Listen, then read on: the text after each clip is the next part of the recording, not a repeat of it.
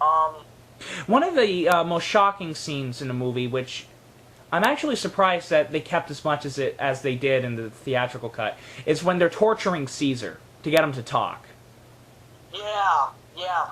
And they keep shocking him and shocking him and shocking him, and he's just twitching and nerving and screaming bloody murder. I remember my mother was on the computer while I was watching that scene, and she told me to turn it off because it was so unnerving to her Yeah. what she was hearing, and it literally sounds like he's in agony. Yeah, oh, yeah. That high-pitched scream that Roddy McDowall makes. Yeah. And doesn't it kill another ape? Yeah. Machine? Yeah. I forget who it was supposed to be. I don't think, it obviously wasn't Al though, but, It was a gorilla. yeah, it was a gorilla. And they kill him, yeah.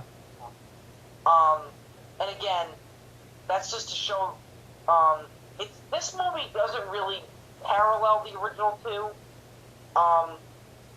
because I can't really think of anything that's, like, paralleling what happened in the first movie, aside from the beginnings of a revolution, like seeing, of course, those scenes where they're escaping from the prison and running away, and,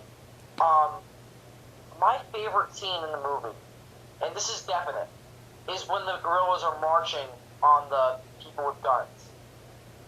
Yeah. It's so iconic, and they recreated it in Rise of the Planet of the Apes, almost shot by shot. And it's great. Yeah, and I told you about my Revolution movie. Right. I'm actually taking a lot of that final Revolution from Conquest. Even the type of music. Yeah. Again, I think if you're gonna watch this movie, I would almost say don't even bother with the theatrical cut. Go right to director's Go cut. to... Actually, no, I disagree with that. What I would do is I would make, if it's your first time watching it, I would make you watch the theatrical cut, but then immediately after watch the unrated. No, you see, I don't know, because everything that's in the theatrical cut is in the director's cut, but it's better. Oh, yeah, I could see that, but the reason why I would do that to like my son or whatever, even a person just interested in watching it, is because the ending. The ending is totally what changes my opinions about the theatrical and director's unrated cut. But the director's cut's more iconic. Yeah, the ending especially. And, I don't know, the theatrical one is too optimistic for me. I can't stand it, because the rest of the movie's so dark. Yeah, exactly. I don't know, I would still say, just kind of skim. I think if you're showing it to a kid, then yeah, totally. Show it to them when they're young and then wait till they're older. Because then, I think they'll appreciate it more. Yeah. But Because... to like a friend who's your age, then I just say skip the bullshit and go right to director's cut. Right. And I have a book that came with my big box set of the 40th anniversary of Planet of the Apes Blu-ray, and it tells you how they made all the movies. And the two that it goes into most detail about is, of course, Planet of the Apes, and then this, Conquest of the Planet of the Apes. And... What? It has the most interesting story behind it. It truly does. And something that I found interesting is in the book is how they worded the endings are different. It just says the endings are different, but it doesn't tell you how. You gotta figure it out for yourself. And so you gotta figure it out for yourself. And so when I watched the director's cut to it, I was shocked. How it is dramatically and drastically different than in the theatrical version. Right. Can I bring up Rise really quick? Because I promised I'd talk about this. Yeah, sure. Just really quick. Yeah, go for it. I know there's going to be a very different director's cut of Rise of the Planet of the Apes. I'm predicting it.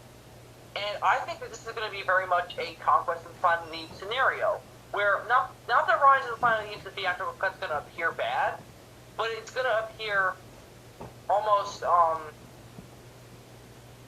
like if you had to pick between one, it's like, oh yeah, the director's cut. For one, they clearly cut out an entire subplot with Caesar having a love interest in Rise of the Planet of the Apes. Because she's in the trailer and she's in the movie, but They establish her and then they don't do anything with her. And I forget what her name is, but they clearly establish that she's going to be a main character, and then they never use her again. That, and then there was another thing that I forgot. Also, there's definitely going to be an alternate ending that's darker, than what was than what you saw in theaters. I don't know exactly what it is, but I can't wait to see it on DVD.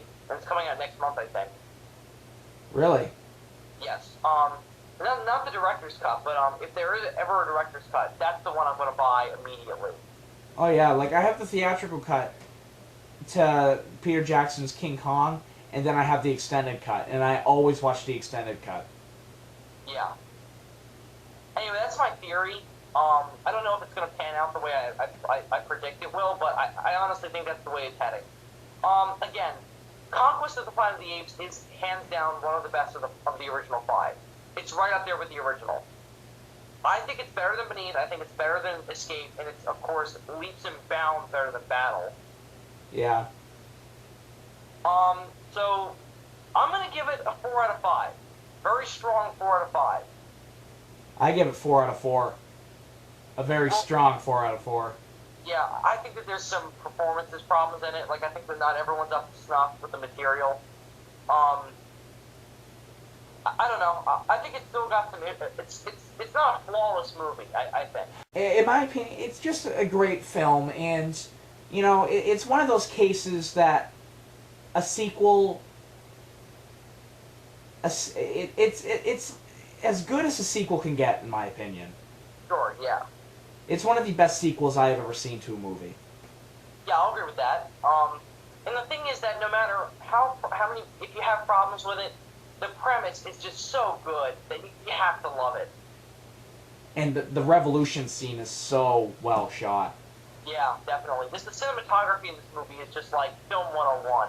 Yeah. Just the premise and the attitude and the mood and the atmosphere. Yeah. The atmosphere in this movie is very, very, like, dark and, kind of, I don't want to say depressing, almost like, dreadful.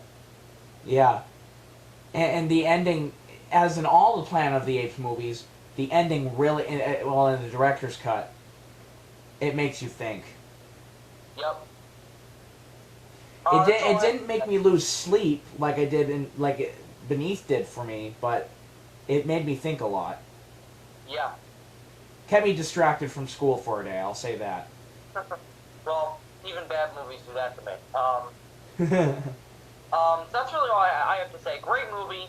Best sequel of all of them. Yes. See, I'm going to stick with my 4 out of 5. Strong 4 out of 5. Very strong. Yeah. Well, I'll stick with my 4 out of 4. So, the elephant in the room. Oh, God. The abnormal elephant in the room. Battle for the Planet of the Apes. Battle for the Planet of the Apes. Before we get into too much detail about Battle for the Planet of the Apes, I just want to get into the idea of Paul Dane's original screenplay before he died. Or he got so sick he couldn't write. His original concept for Battle for the Planet of the Apes would have been much better because of how dark it was, and it comments directly from Conquest. Right. Caesar is a horrible, dark person who is grudgy, who is angry all the time. And the first thing he does to his captured humans is cut out their vocal cords so they cannot speak anymore. I wish they would have left that in so bad. Because then it would have said, despite everything, history is just going to repeat itself. Which would have been such a great social commentary. Right. It would have been so great. Putting down the opinion of the suppressed. Exactly. And on top of that, the final battle scene...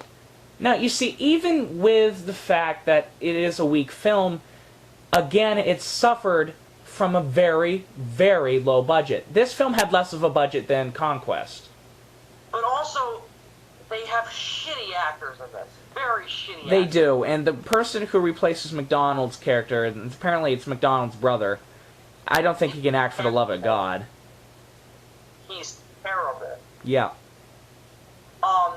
The only supporting cast member I like is I like Maurice, and I like the guy, the orangutan who watches over Caesar's arsenal of guns. Oh yeah, him. He's funny.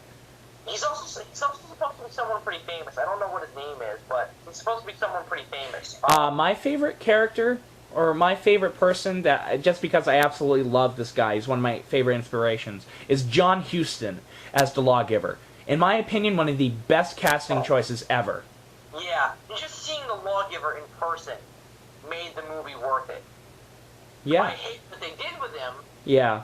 But, you know, because the lawgiver was supposed to be the guy who changed the game. Yeah. He was like the Jesus to Christianity, or the Muhammad to Islam. Right. For apes. The religion was already established, but he changed it in the way that it was going to be remembered. Yep. Apes are better than man. Yep. And we know that after that, it wasn't going to be, oh, and then the apes take over. It was, this is going to be what it's like forever. Apes and humans living equally. And the original screenplay that Paul Dane wrote, before he basically couldn't write anymore, the lawgiver was actually supposed to be a main character. And he has humans as slaves. Right. It would have been so much better if they kept Paul Dane's original idea. And you know what really pisses me off about this movie? What? It's got good ideas in it. A lot. And It does. Just fucks it up. I know. And you know, it was just funny because Arthur P. Jacobs was for Paul Dane's script, but he also realized that this was going to be the last Planet of the Apes film, because it was already advertised on posters that the last of the series, or the final chapter. Right. And so he said, well, we should end it on a high note. We should end it on a more happy note. Because on all the other ones, they all ended really dark. And this should have been the darkest, though. It really should have. But people kill me for it. People kill me for it, but believe it or not, I love that final shot in the movie. Of Caesar crying? Yeah, so do I. It doesn't make much sense, but I like the image of it. Yeah. I mean, I can't really think of a logical reason why he cries. I can, but... I can't think of a logical reason why a statue would cry, but... Oh, well, of course, it's a fucking statue, but, you know... Well, they are talking apes. This is true. This is a fact. This is fact. But I also... Aldo is a major disappointment. Oh my god. He deserves his own segment of this video. Okay, I love how the opening credits roll and it's Aldo riding, like he's going to be this most epic character ever, but then he says, Aldo wants to go play. Aldo wants to go find guns.